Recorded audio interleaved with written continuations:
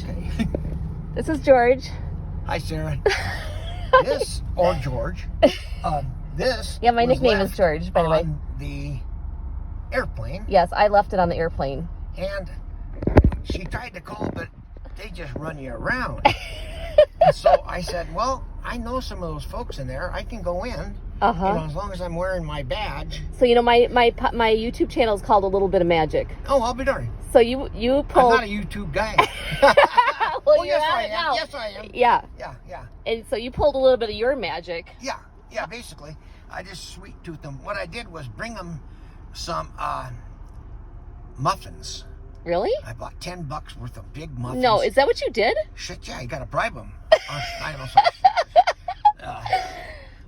That's the only way they're going to respond. Okay. Yeah. So I got to catch everybody up here. This is my little fanny pack, which I took for traveling.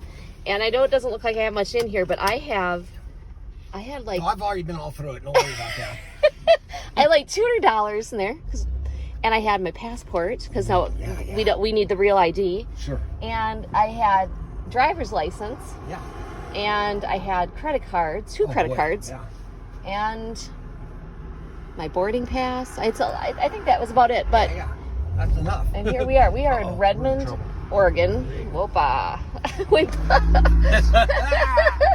She's not happy. So I tried to wave her off. That didn't quite work.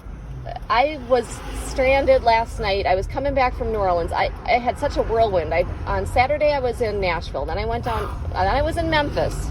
I was at Nashville. First I was in Miami. Then I went to Nashville for a conference. Wow. Then on Saturday I left Nashville, went down to Memphis, checked out Beale Street, and that was a harrowing experience because my hotel was a sketchy hotel in a sketchy area, and my air conditioning didn't work. Oh.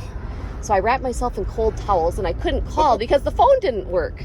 Oh. And I was too afraid to go to the front desk because it was sketchy, a little dangerous. So I wrapped myself in cold towels, wet towels, barely slept, took off the next morning, went down to Clarksdale, Mississippi, the birthplace of blues, checked that out. Then I went to another town called Bentonia, 3 hours from that, to watch a show that I interviewed Jimmy Duck Holmes, who is a famous blues musician that runs that cafe.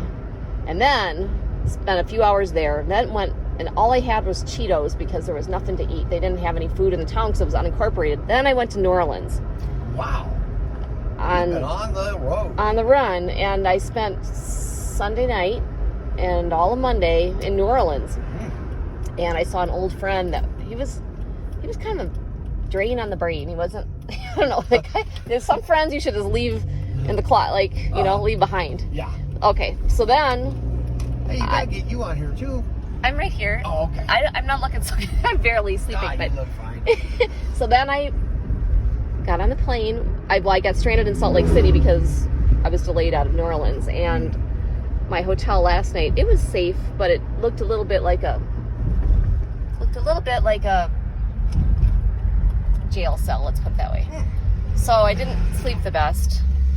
I was sitting next to a woman on the plane that, very kind, but she lost some family members in the avalanche. And so I was taken by that story, and I forgot. I was very tired, and I had been sleeping on the plane too. I was out of it, and I forgot this little, bag in there.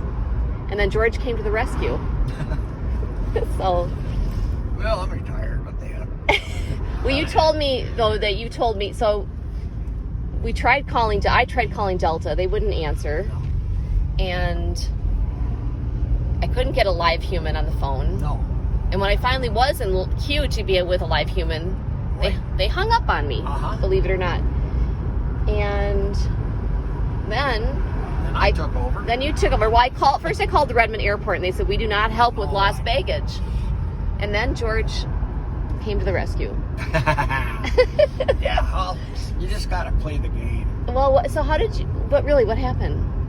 I mean, I did buy the muffins, and then I said, hey, and you had also offered me you were so kind, you said you were going to go get me a cup of coffee from Dutch Brothers. That's right. Still want one? No, I'm okay. I'm going to make it home. Oh, okay. And go right to bed. You want to stop at the store? You got stuff at home? I got stuff at home. Okay. That's so sweet of you. Yeah. So, you know the people at the airport? Yeah. casually. How long you been driving for taxi? Shuttle. Yeah. Damn near 5 years. Okay. Yeah. And you're retired? I am. What did you do before you retired? What was your occupation? A couple of things. I was a milkman. I actually could be your daddy. My dad was the milkman. No kidding? Really? I was raised on a dairy farm in Minnesota called Allen Farms Dairy. Oh, wow. And we used to bottle our own milk. Right. Huddard had Jersey cows, and it was like Jersey milk is better because Jersey milk is better. It's higher butter fat, right? Yeah. It's A2 milk. Yeah. Delicious. I did that for 34 years. Where?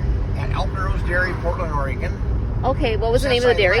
Alpenrose. Alpenrose. Yeah. It was the most wonderful people in the world you could ever meet. I grew up Catholic, but I was raised Catholic too. Yeah, but I don't do that anymore. Yeah. But these folks were Foursquare, and I'd never heard of Foursquare Church. But someone can say I'm a Mormon, I'm a this, but if they don't act it, then who cares? Right, exactly. So these folks lived it. Uh-huh. They lived their lives according to the gospel. As that you wouldn't believe how many people they helped. Really? Yeah. And what were you milking? No, I was driving a semi. Oh, like a bulk tank? Like you got milk out of the bulk tank and then? Well, yeah. Well, they're all on boards. Okay. And then when you come through, let's see. Again, this happens to me so much, Sarah. I didn't forget the memory thing. But anyway, let me see. What was I saying? Oh, so okay, you were saying that you were driving semi. Yeah, big semi, right? But we had interesting days off. Okay. For example, every 3 weeks we got 5 days off in a row. So my kids were already out of the house, and so I could afford to do something or enjoy something because I used to run them wherever they needed. And so we're going this way. Do you ever go this way? I have. Yeah, it's kind of fun, huh? Is it? Yeah. Yeah. See, we're in beautiful. There's a stream right alongside us. That's the canal. Yeah, the canal. You know how that works, right? Yes. The mountains are, yeah. So it's coming. That water's coming from where? Mountains. Yeah, the Three Sisters, which we will pass. Broken Top. Okay. Yeah. And there's enough. It was kind of a long winter, but there's enough that we can make it through. All of our farmers are going to make it through. All of our people who reside here are going to have enough. Yeah, it's going to be great. Yeah. And it happens, not that often, because sometimes we're low, or we had a bunch of fires or something like that. But yeah, so that's a cool thing. That's great. But during that time, because I knew I had these days off and stuff, I became a basketball referee. Really? Yeah, for 24 Did you grow up playing basketball? Yeah, I did. Yeah. What position? Oh, I was a guard. Okay. But when you're doing once you become a ref, you realize how little you actually know about the game. Is that right? Oh my God, it was like, huh? But it was you got to be on point, right? But it was fun. I just enjoyed the heck out of it. And the news was just talking about this gal who's a basketball referee, or me. I think he was softball. Okay. And this coach jumped in front of her. Okay. And said, blah, swear words, this and that. And so the parents came and got him the hell out of there. Is that right? Yeah. I was so glad. Wow. So how many kids do you have? You said you know what you told me. So going back to my little bag. Yeah. So I get this message from George saying, "Hey, I'm so sorry to bother you, but can I get what did you say? Can I get release for this bag? I need release to get your bag. I think. Would you like this?" That's right. And he sent me a picture of the bag. I want to make sure it was yours. And it was, and I was so thrilled because I thought, honestly, I might never see that bag again. Yeah. Or I might never get my passport back, or I'd have to apply for a new one. That's a bummer. Yeah. Right. And you saved the day. You were really like an angel, George. I was like so thrilled. I couldn't believe it. And especially since I wasn't able on my own accord to get any help from anyone. And you worked your magic. Yeah. And my YouTube channel is called A Little Bit of Magic. I do look on YouTube quite a bit. But Okay. I don't Well, know what this to is look kind of a for. new channel. Okay. I'll send you the link when it's all up and ready, okay? Sure, you bet. And but anyway, I was very thrilled. Yeah. And you're the nicest probably the nicest taxi shuttle driver I have ever met in my life. Wow. And what you told me in the taxi was, you said, well, I'm a father, I'm a grandfather, I'm a protector, I'm retired. I'm overly worry about it. Yes, you overly worry about, and Especially you when care they're about like people.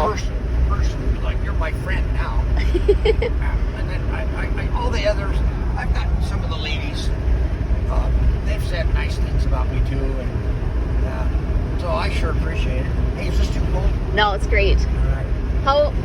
How many kids do you have?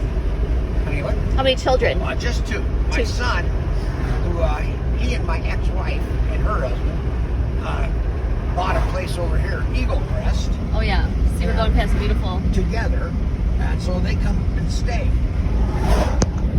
Oh, that's nice. Yeah, and so when they do, my son's birthday was the 15th. I was the 13th. He's my 55-year-old son. Really? Yeah, I can't believe it. I'm 73. Well, you look great, George. Well, thanks. And I told you my nickname is George too. I know, I love it. Yeah, that's way cool. My dad named me George, and you know why? No. And I don't know. Do you know John Steinbeck? Do you know the writer John? Yeah. Do you know of Mice and Men? Yes. Okay, raised on. Wow. So it was a 500-acre farm. Wow. We had 2 beef farms, a dairy farm, a creamery, a dairy.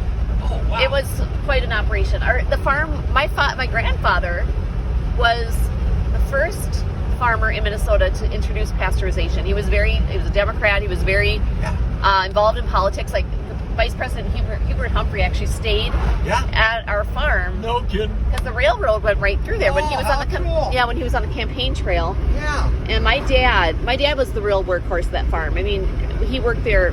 My parents now live on a farm in Wisconsin, but my dad worked that farm he was on that farm for 50 years. And he always said he knew every inch of that farm, because farmers used to know their land that way. And he worked himself, to death. But That's the hardest job. it's the hardest job. My parents didn't take a vacation for 20 years. Oh.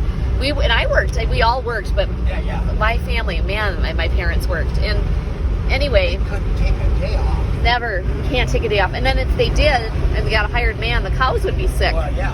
There's a dairy over there. Okay. I don't even think it's running anymore. Okay, here we go. Here's the farm stand. Oh, we're going to a farm stand in Redmond, Oregon.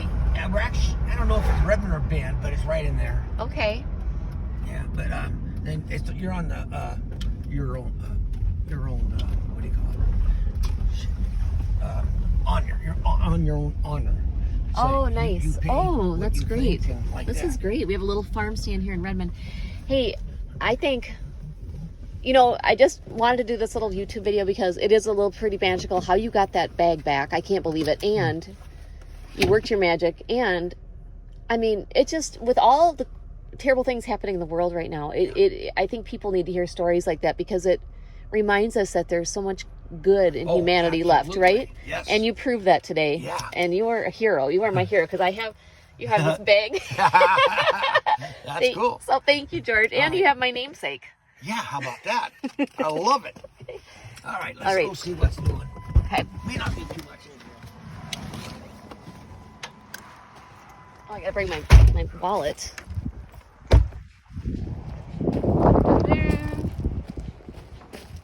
Ooh, this is like your honor system. High Desert Food Trail. I'm sorry to see that sign over there. Our cash is collected hourly. They used to be. Really? Yeah, there's no problem like that at all. Oh, Right now. all right. They sell a lot of marijuana. We are at the state of the most cannabis. Really nothing here now.